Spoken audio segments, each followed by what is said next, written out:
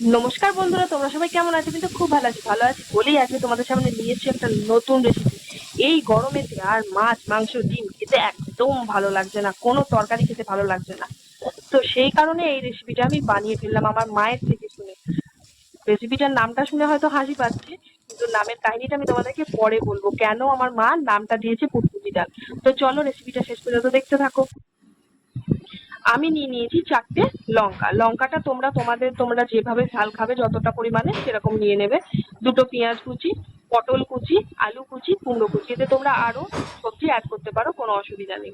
আমার কাছে যতটুকু ছিল আমি ততটুকুনি দিয়েছি। আর এতে নিয়েছি আমি 150 গ্রাম মতন, 150 থেকে 200 গ্রাম মতন মুসুর ডাল। তোমাদের পরিবারের মেম্বার অনুযায়ী তোমরা ডালটা নিয়ে নেবে। এরপর আমি নিয়ে নিলাম পেঁয়াজ কুচি। পেঁয়াজ কুচিগুলোকে ভালো করে হাতে করে আমি দুমড়ে নিলাম।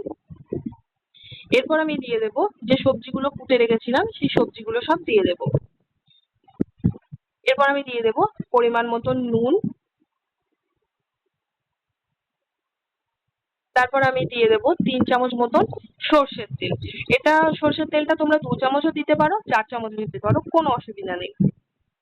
এরপর আমি দিয়ে দেবো পরিমাণ মতন হলুদ গুঁড়ো। হলুদ গুঁড়োটা আগে দেওয়ার কারণ হচ্ছে কি, এই ডালটা পুরোটাই রান্না হবে কিন্তু কড়াইতে, আর স্টিমে রান্না হবে। তো ডালটা যেহেতু স্টিমে রান্না করব, তো পরে দিলে যদি হলুদের স্মেলটা থেকে যায়, তার জন্য আমি আগে দিয়ে নিলাম। ভালোভাবে মাখিয়ে নিয়ে কিছুক্ষণ রেখে দেবো। এরপর আমি কড়াই সাদা তেল দেবো, জিরে দেবো, আর হচ্ছে শুকনো লঙ্কা ফোড়ন দেবো। এরপর মাখিয়ে রাখা ডালটা আমি কড়াইয়ে দিয়ে দেবো, দিয়ে খানিকক্ষণ নাড়াচাড়া করতে থাকবো। কিছুক্ষণ নাড়াচাড়া করার পর আমি এতে পরিমাণ মতন জল দিয়ে দেবো। জলটা কিন্তু তোমাদেরকে ঠিকভাবে বুঝে শুনে দিতে হবে, মানে তোমাদের ডাল সবজি মিলিয়ে ঠিক যতটা পরিমাণ হবে ঠিক তার ডবল কিন্তু জলটা ইউজ করতে হবে। এই যে আমি জল দিয়ে দিয়েছি, জলটা ইউজ করতে হবে। তার কারণ হচ্ছে কি, ডালটা যেহেতু কাঁচা রান্না হবে আর স্টিমে হবে, সুতরাং ডাল যখনই সেদ্ধ হবে তখনই কিন্তু সেই জলটা কিন্তু টানবে। সুতরাং সেরকম অনুযায়ী জলটা তোমাদেরকে দিতে হবে। এরপর দিয়ে দিলাম পরিমাণ মতন চিনি। ডালটা কিছুটা সেদ্ধ হয়ে যাওয়ার পর কিন্তু চিনিটা দিতে হবে। ঠিক আছে? আর অবশ্যই যখন করবে যেন কড়াইতে ঢাকনা দিয়ে একদম গ্যাসের লো ফ্লেম করে দিয়ে যেন ডালটা রান্না করবে। এই যে ডাল দেখো, এই যে খিচখিচ রয়েছে না, এই কারণে আমার মা নাম দিয়েছে পুটপুটি ডাল।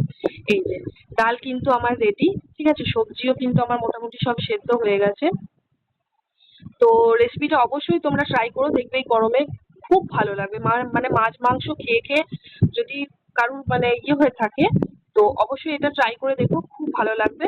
তো ভালো লাগলে একটা লাইক আর কমেন্ট করো। আর যারা এখনো ফলো করোনি, ফলো করে দিও। টাটা, ভালো থেকো।